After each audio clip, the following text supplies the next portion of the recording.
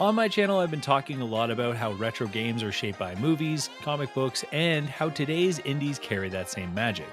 But there's something I haven't talked about yet. The studios.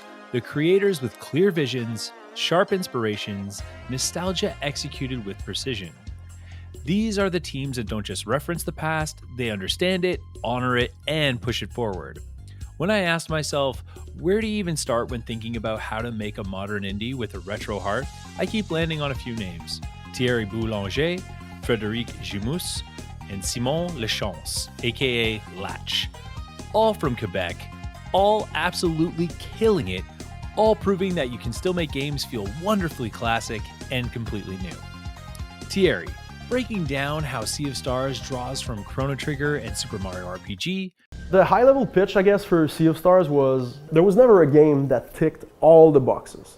There were a lot of those games that I was like, oh, this one is doing this really well. Oh, that thing is really fun. And whenever there would be a new one coming out, I was hoping it would be the one that has it all. If you look at Chrono Trigger, you have the fact that combat takes place in the same areas that you're traversing. There's no transition, you don't go to a separate arena, no random encounters, you can see and touch everything.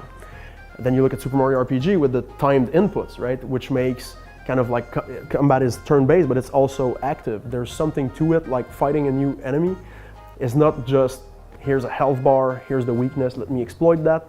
It's also a new pattern to kind of learn.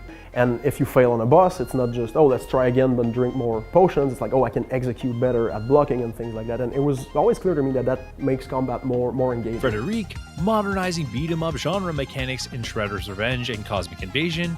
With Marvel Cosmic Invasion, we wanted to bring a fresh experience that also feels like it's an experience that you can remember about, that is inspired by the legacy, yet feels unique and modern at the same time.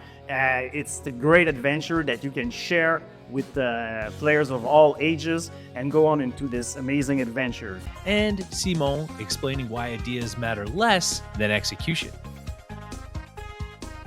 A game where you play a lawyer, you almost never leave court, and you pretty much just read text for the whole game. Sounds boring, right? Objection! Bam! Phoenix Wright!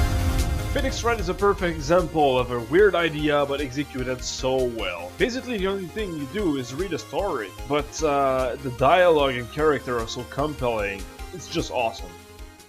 A game where you work at the border of your country, you have to verify people's papers and decide if they can enter your country or not. Wow. Barrel! Papers, please! Papers, Please, another example of a game executed so well. The idea was risky and the whole game would have fallen apart if it wasn't for the execution. But that's not what happened. The game is great and I love it. Recently, I started posting shorts showcasing indies that nail that retro vibe, but today, I want to go deeper. These are a few games that live up to the standard set by the classics. First up, Infernax. I love Berzerk Studio's humor, their design philosophy, their attitude. Their official game pitch says it all. A revolutionary leveling system, groundbreaking genre, an ARPG, awesomely radical playing game, patent pending. They joke, but the truth is, Infernax is a tribute to the obscure games that shaped us.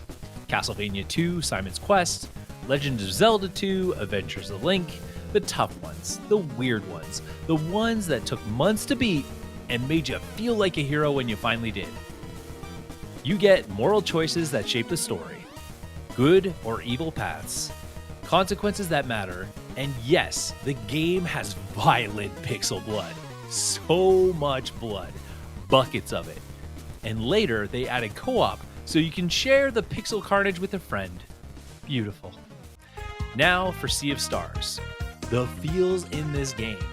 As Frog split the mountains with Masamune in Chrono Trigger, Thierry and the Sabotage team split expectations with this game, a modern turn-based RPG inspired by Chrono Trigger and Super Mario RPG.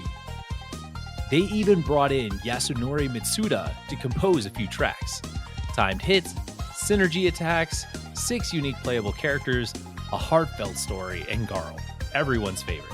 Sea of Stars is also a prequel to The Messenger, the game that made me fall in love with Sabotage, as well as just fall in love with gaming again. The Ninja Gaiden style Metroidvania where you switch between 8-bit and 16-bit. Fun fact, my brother and I are in the credits, and there's a memorial stone for us in Sea of Stars. I love that. It means a lot.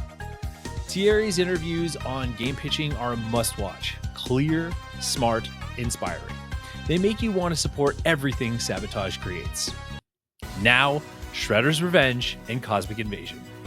I've already made videos about these, so I'll keep it tight, but Tribute Games, their approach to nostalgia is brilliant. It's not just their mechanics, it's the way they handle history.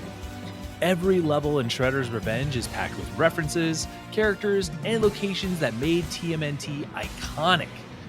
And Marvel's Cosmic Invasion, same deal. Deep lore, deep love, deep respect. They don't just make games, they celebrate the properties behind them.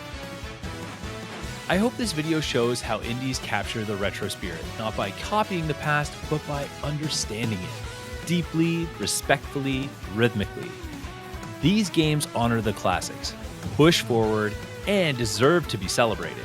Stay tuned for more in my Retro Spirit Indie Heart playlist. I'll keep highlighting indie games that carry the retro flame and burn bright with it.